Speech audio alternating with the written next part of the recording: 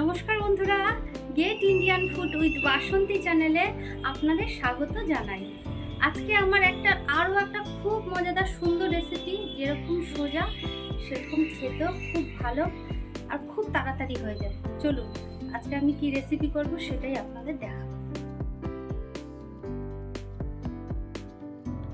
সকলে দেখছেন তো, ঠিক এইভাবে লতিগুলো ছাড়িয়ে নিলে খুব তাড়াতাড়ি লতির গা থেকে ছোকলাগুলো ছেড়ে যায়।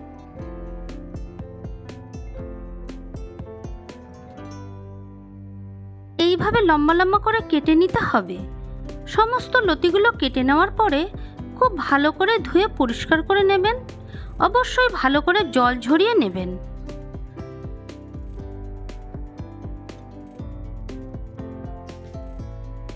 একটি পাত্রে লতিগুলো নিয়ে নেবেন। তাতে কুচানো পেঁয়াজ, কুচানো টমেটো, 1 চামচ রসুন বাটা, হাফ চামচ ধনে জিরের গুঁড়ো, হাফ চামচ শুকনো লঙ্কার গুঁড়ো, হাফ চামচ হলুদ, স্বাদ মতো নুন, 1 চামচ কাঁচা লঙ্কা বাটা,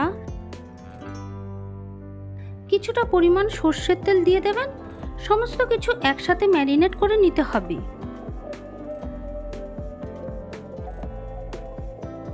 একটা ফ্রাই প্যান গরম করে নেবেন।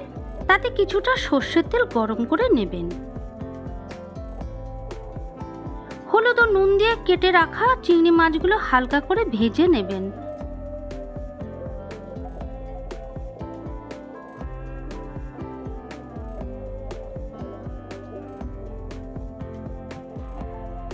চিংড়ি মাছগুলো ভাজা ভাজা হয়ে গেলে মাখিয়ে রাখা লতিগুলো দিয়ে দেবেন।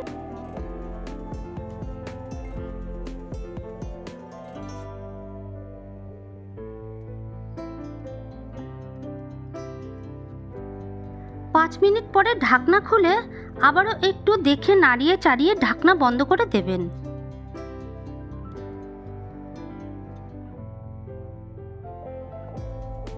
লো ফ্লেমে ঢেকে রেখে দিন। আস্তে আস্তে লতিগুলো খুব ভালোভাবে রান্না হয়ে যাবে।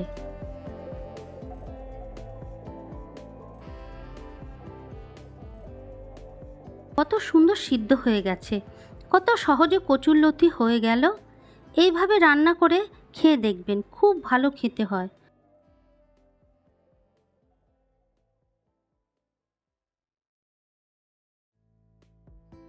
ভালো থাকুন, সুস্থ থাকুন। All the best.